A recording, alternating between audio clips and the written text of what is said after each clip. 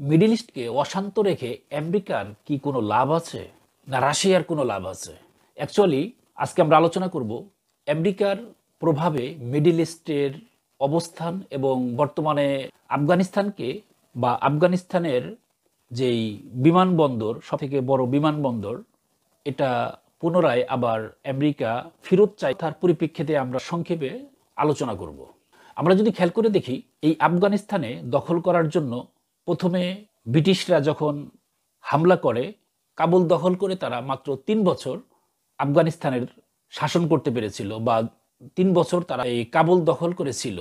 যখন নাকি দেখা গেল যে বড় বড় এই পাহাড় রয়েছে, এরপরে তাদের বিভিন্ন ধরনের উপজাতি যারা আছে তারা ধীরে ধীরে দখলের বিরুদ্ধে একসাথে আক্রমণ করলো, তখন কিন্তু ব্রিটিশরা ঠিকই পিছু হাঁটলো।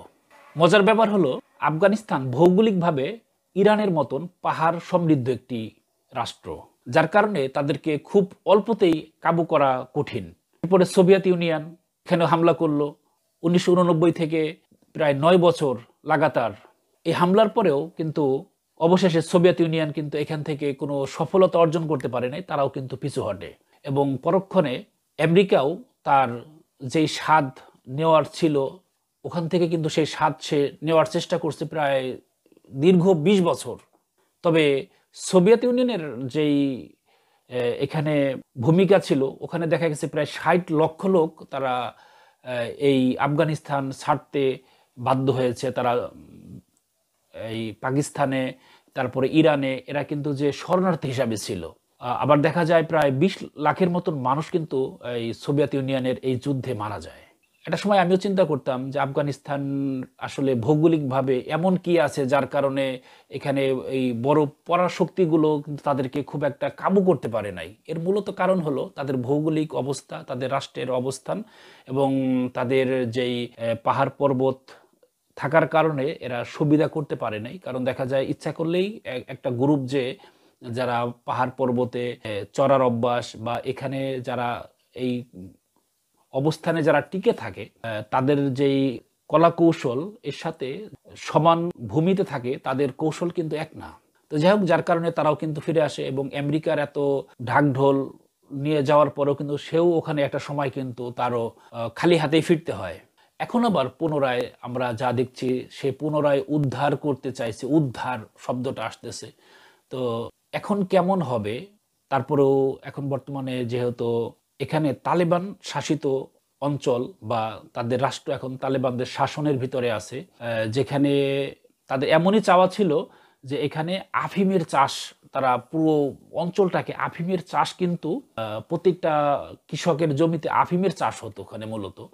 এই আফিমের চাষ যারা করবে, যারা আফিম খাবে, তারা কিন্তু একদম নেশাগ্রস্ত হয়ে যাবে। তো এটা ছিল একটা মানে সিস্টেম চালু করে দেওয়া যে এরা এক সময় এই আফিম তৈরি করবে আর খাবে, এতেই এর রাষ্ট্র ধ্বংস হয়ে যাবে। কিন্তু সেটার থেকে কিন্তু তালেবান বের হয়ে আসতে পারছে। এই জমিগুলোতে কিন্তু এখন ফসলের চাষ হচ্ছে মূলত, যেটা মানে মজার ব্যাপার।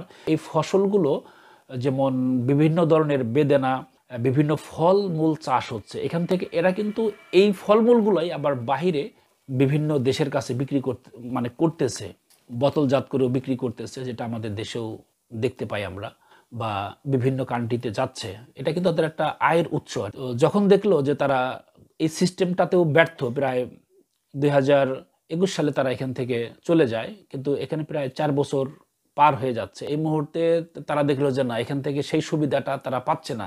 কারণ এখানে তারা তাদের যে প্ল্যান ছিল, যারা এক সময় আফিম খাবে, আফিম তৈরি করবে এবং নিজেরাই মারামারি হানাহানি কাটাকাটি করে এরা নিজেরাই ধ্বংস হয়ে যাবে, পরে এসে খালি বসার দরকার। এখন যখন দেখলো যে চায়না তার ৮০ বছর তাদের ভিক্টরি ডে বছরের যে উদযাপন করলো, এই উদযাপনে বিশাল এক মহড়া তারা দেখালো, যার ভিতরে প্রায় ৩০ থেকে ৩৫টা দেশের প্রধানরা ছিলেন।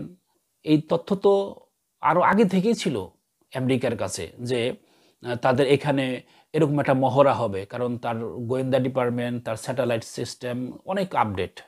তো সেই ক্ষেত্রে কিন্তু এই চীনের যেই মানে তাদের যেই এরকম কিছু একটা করবে, এটা কিন্তু তাদের কাছে আপডেট অবশ্যই ছিল। তো সেই আপডেটটা কিন্তু আগে থেকেই তারা প্ল্যান করে আসতেছে। আমার ধারণা বলছি আমি, যে আফগানিস্তানকে যদি এখানে একটা ঘাঁটি সিস্টেম যদি তৈরি করা যায় তাহলে তার জন্য সুবিধা হবে দুই রকমের। এক হলো তাদের দেশে যেই মাটির নিচে যে সম্পদ আছে, যে সম্পদ চায়না নেওয়ার জন্য চেষ্টা করতেছে বা কিছুটা খনিজ পদার্থ ওঠানো হয়েছে, সেটা আবার আমেরিকারও দরকার। এটার ইস্যু ধরেই ওখানে সে বসবে।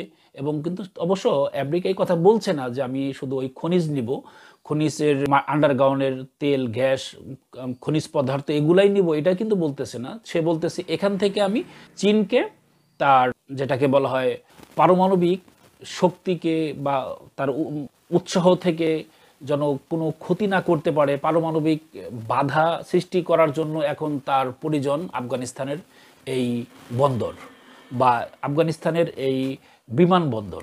এই বিমানবন্দরটা এখন নিতে চাওয়াতে কিন্তু দৃষ্টিভঙ্গি চেঞ্জ হচ্ছে। কারণ আমরা চিন্তা করতেছি আফগানিস্তান যদি এখন দখল করার জন্য আবার নতুন করে যুদ্ধ সৃষ্টি হয়, নতুন করে আরেকটা ফ্রন্ট খুলে আমেরিকা, তাহলে আমেরিকার কেমন হবে তার অবস্থা বা তার এই চিন্তা ভাবনা থেকে আমরা কিন্তু মিডল ইস্ট থেকে যে আমাদের যেই কলিজার ভিতরে আঘাত হচ্ছে দীর্ঘ 2 বছর, তার যেই রক্তক্ষরণ, সেটার থেকে কিন্তু আমরা চিন্তা ভাবনা ডাইভার্ট করব।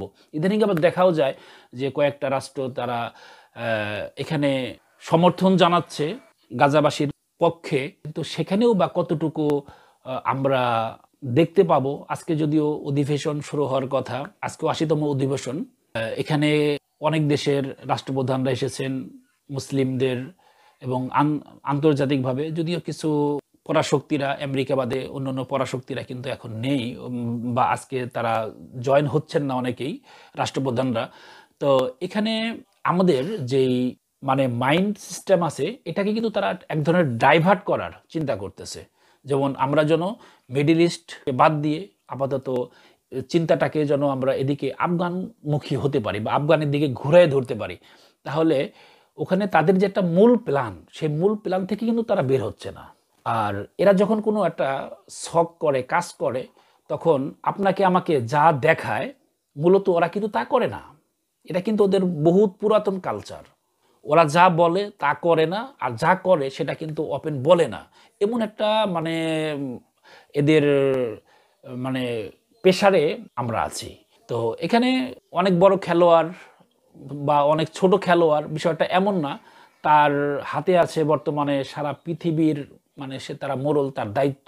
আমরাও আশা করি যে পৃথিবী হয়তো এই শাসন থেকে একটা সময় বের হয়ে আসবে, কিন্তু ততদিনে অনেক দেরি হয়ে যাবে।